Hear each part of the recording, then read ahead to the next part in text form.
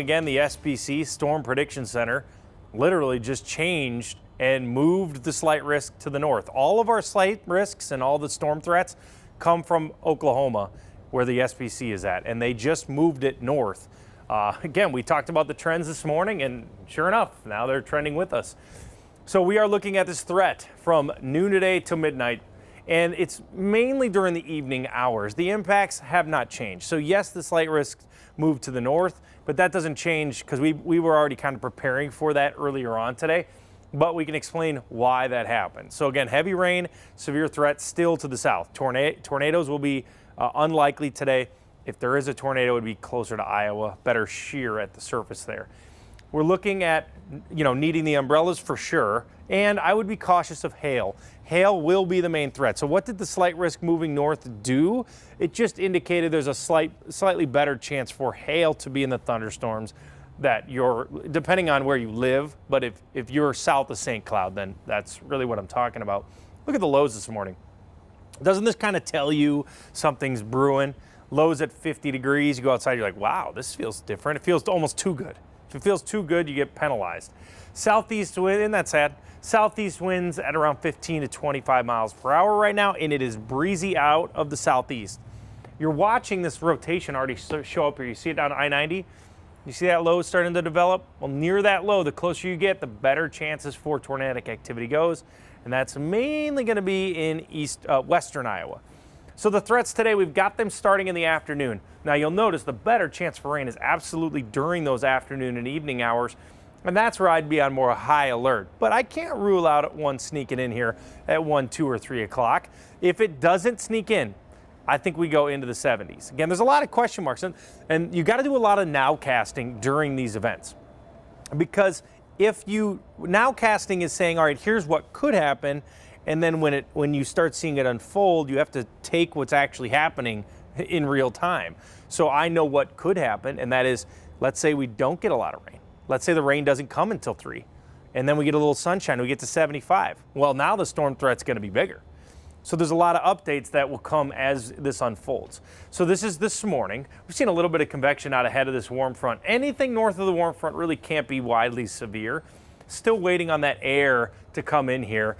And again, the closer you get to that boundary, the better chance you have of severe weather. This is the new update that I was talking about and alluding to. You can actually see down here, there's the enhanced risk. More in Omaha to Des Moines. That's going to be the tornado threat.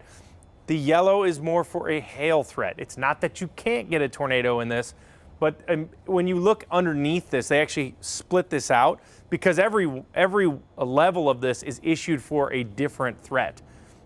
You can get enhanced threats for hail. You can, but this one is not for that. It's for tornadoes. If you get baseball size hail, then you get an enhanced threat. But if you don't have baseball size hail and you have an enhanced threat, then it has to be for tornadoes. It's a little confusing. Again, this is kind of our first one of the year, but what you need to know is that yellow area is for the severe weather in hail. And I could show you here, actually I have a graphic that splits it out, and I'll show you what I'm talking about. Now, marginal threat, what does that mean for areas north of the Twin Cities? That means you might see some hail, but it's probably not going to be severe hail. Okay, so the size of the hail matters.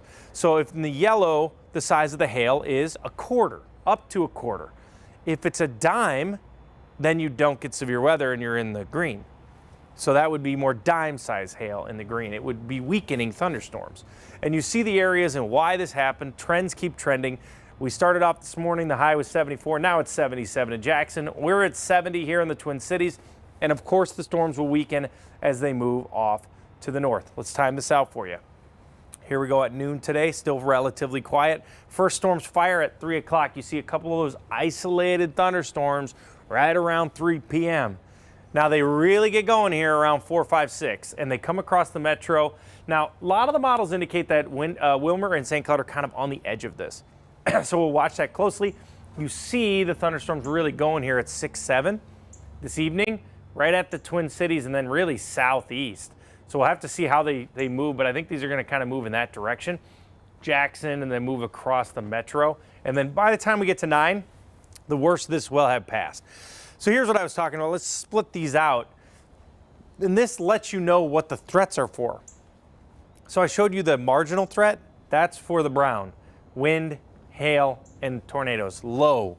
The green, the marginals for that. We only have one of the three at an elevated risk, which would be slight. So that's right here. So your only threat embedded in that slight is hail. So we're looking at a hail threat when that right now.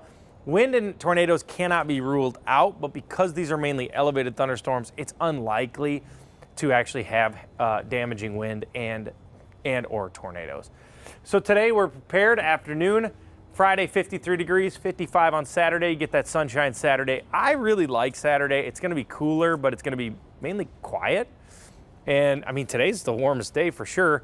Next week, on and off rain, kind of all week. It's going to be a busy week next week with lots of showers.